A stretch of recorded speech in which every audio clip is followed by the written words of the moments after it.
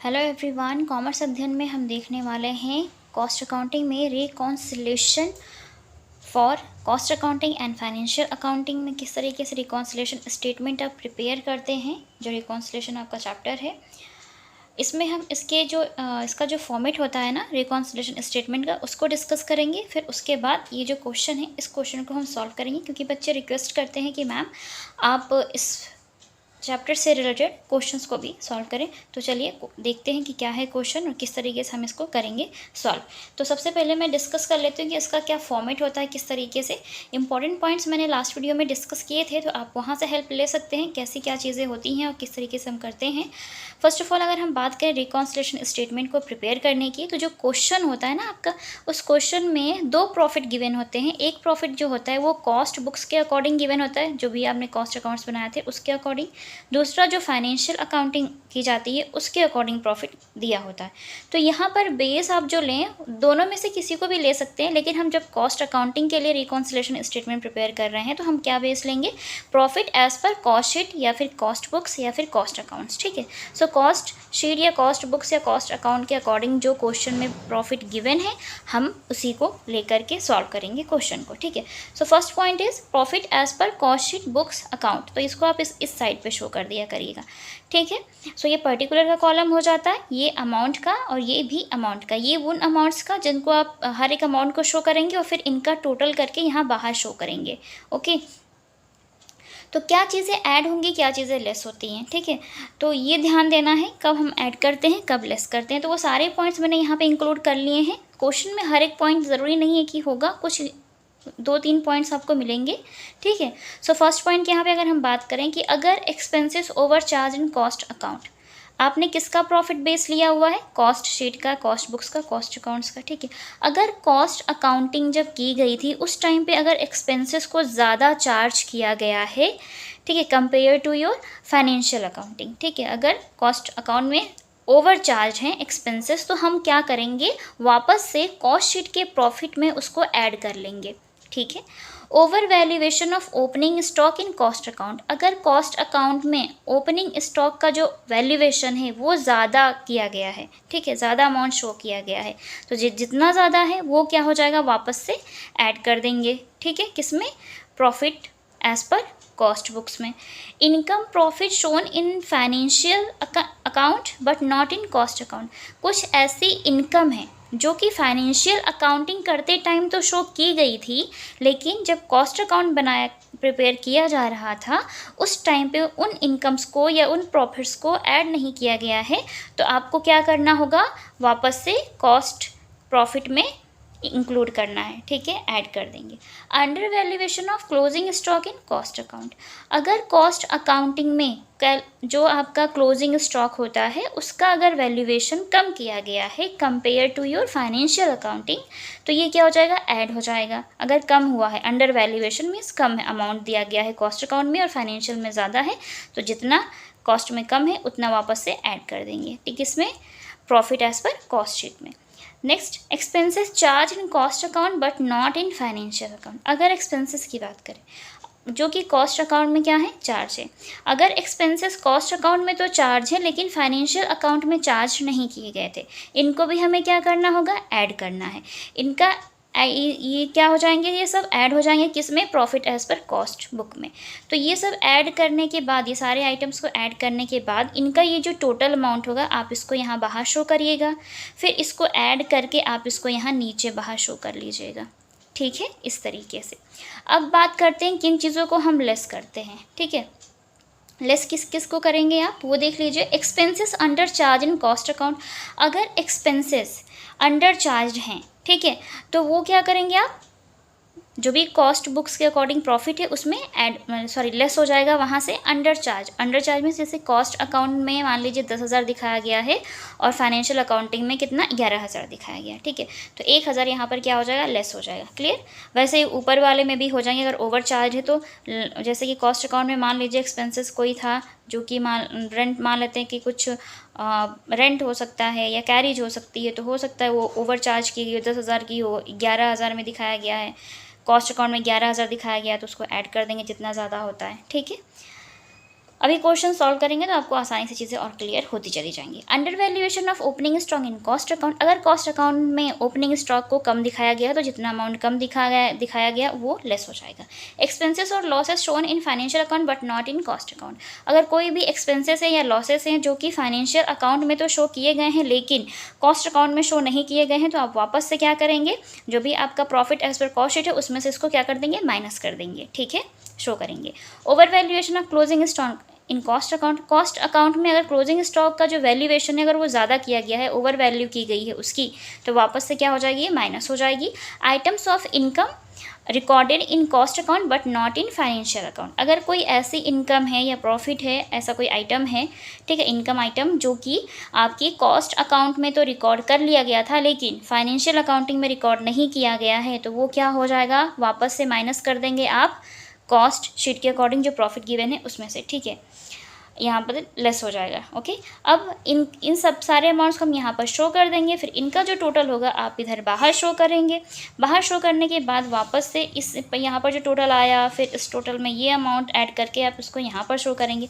तो अब जो ये प्रॉफिट निकल कर आएगा, ठीक है, तो ये जो ऐड किया था आपने ये ऐड हो गया, ये लेस का कॉलम है ना, ये लेस वाले आइटम से, तो ये जो टोटल आया था इसमें से ये सारे आइटम्स क्या हो जाएंगे, लेस हो जाएंगे। लेस करने के बाद हमारे पास आएगा profit as per financial account, means profit and loss के अकॉर्डिंग प्रॉफिट यहाँ पर आ जाएगा हमारा। क्लियर, तो ये था फॉर्मेट, इसी फॉर्मेट को यूज़ करके हम क्वेश्चन को सॉल्व करेंगे। तो चलिए बने रहिए वीडियो के साथ इन तक, देखते हैं क्वेश्चन और समझते हैं क्या है, किस तरीके से सॉल्व करेंगे हम इसे।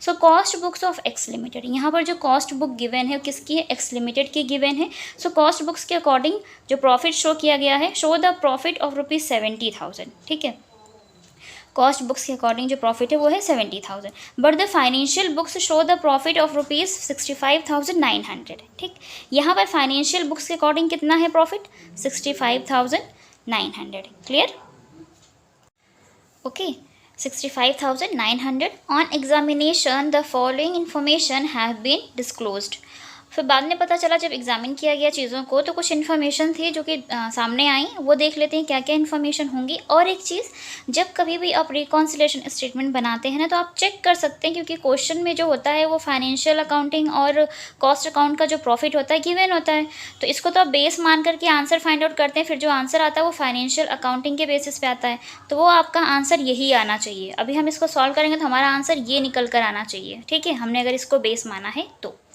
ठीक, अब हम पॉइंट्स को डिस्कस कर लेते हैं। Company has provided ₹1200 for bad debts, अब यहाँ पर बैड डेट्स के लिए जो कंपनी है क्या कितना प्रोविज़न बना रही है, 1200 के लिए, ठीक है, बैड डेट्स के लिए 1200 रुपये प्रोवाइड किए गए हैं कंपनी की तरफ से, ठीक है।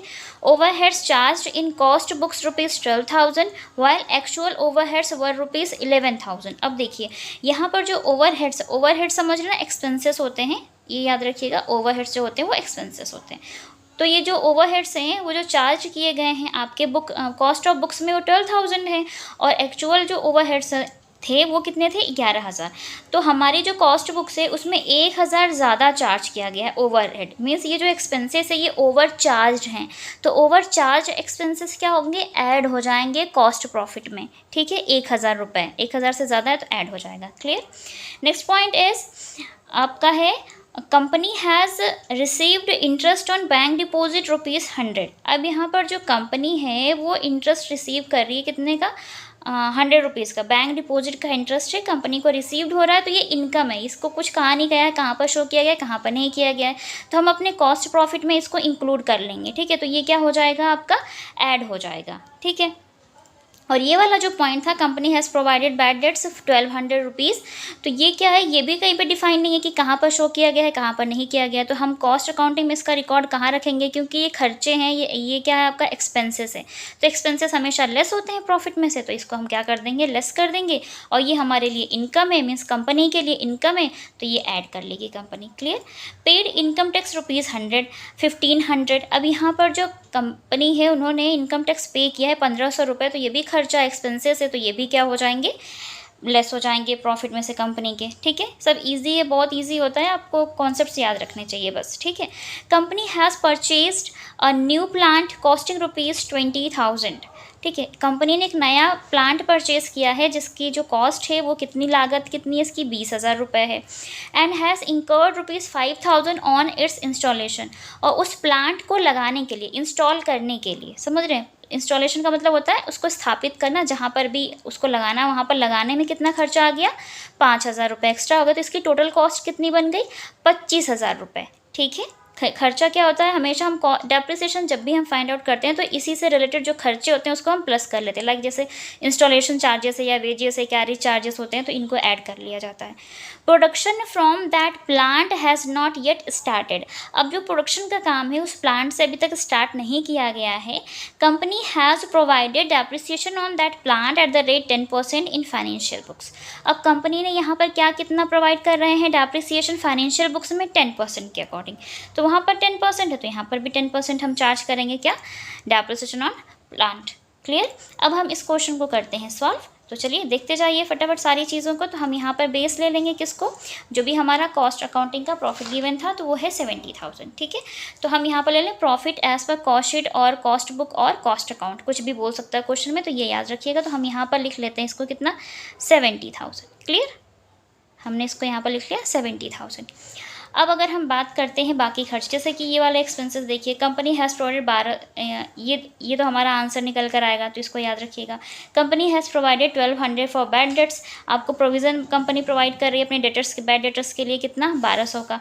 तो यहाँ पर हम इसको कर दें, ठीक है। एक्सपेंसेस अंडर चार्ज वो है नहीं, और वैल्यूएशन ऑफ स्टॉक भी नहीं है। एक्सपेंसेस और losses show in financial but not in cost account. ठीक है, तो कोई भी किसी भी तरीके कोई भी एक्सपेंसेस है जो वहाँ पर शो किया गया, यहाँ पर नहीं किया गया, या फिर यहीं से रिलेटेड है, तो हम इसको यहाँ पर शो कर सकते हैं। आप कुछ भी इसको लिख सकते हैं, प्रोविजन फॉर बैड डेट्स लिख सकते हैं। तो मैं इस कॉलम में इसको यहाँ पर शो कर देती हूँ। कितना कर दूँ, 1200 रुपीज़। आप इसको यहाँ पर सामने लिखेंगे जब आप पर्टिकुलर उस क्वेश्चन को सॉल्व करते हैं, तो आप ये लिख सकते हैं provision for doubtful debts 1200। Clear, यहाँ पर ये लेस होना, इसलिए यहाँ पे हमने नीचे कर दिया इसको 1200 रुपये। क्लियर हो गया होगा।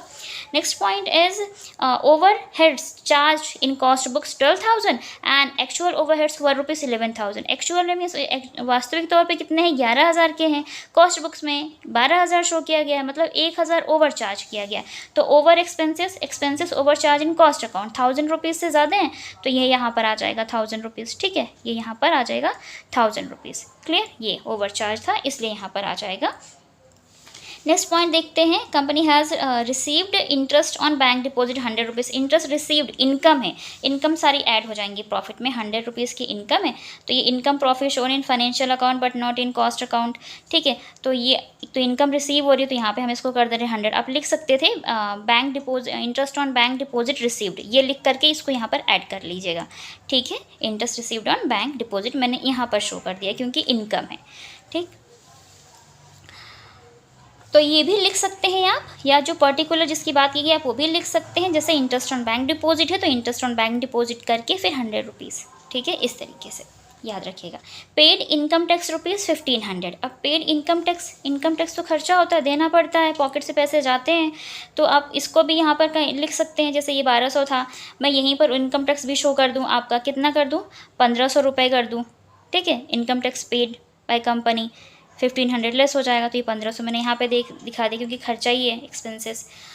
अब हम देख लेते हैं और क्या है। कंपनी ने एक प्लांट लिया था, उस प्लांट की जो कीमत थी 20,000 थी। इंस्टॉलेशन एक्सपेंसेस 5,000 के थे। डेप्रिसिएशन जो फाइनेंशियल अकाउंटिंग के अकॉर्डिंग 10% है, तो यहाँ पर भी 10% चार्ज करेंगे। तो कैसे करेंगे चार्ज, तो वो देख लीजिए डेप्रिसिएशन कैसे करेंगे। तो इसका कैलकुलेशन आपको मैं यहाँ बता देती हूँ। ठीक है, यहाँ पर इसका डेप्रिसिएशन का कैलकुलेशन, ठीक है, कैसे करते हैं आप। 20,000 प्लस 5,000 इंस्टॉलेशन चार्जेस, तो कितना हो जाएगा ये 25,000। क्लियर, कितने परसेंट बोल रहे हैं डेप्रिसिएशन रेट, 10% बोल रहे हैं। तो अब जब इसको कैंसिल करेंगे तो कितना हो जाएगा ये 2500।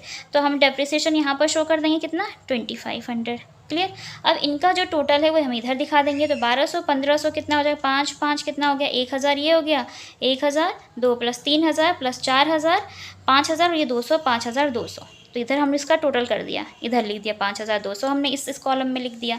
अब इनका जो टोटल है हमने इसको इधर लिख लिया। कितने हो जाएगा ये 1,100 हो जाएगा, 1,000 प्लस 100 1,100। फिर 70,000 में 1,100 ऐड कर लेंगे तो कितना हो जाएगा 71,100।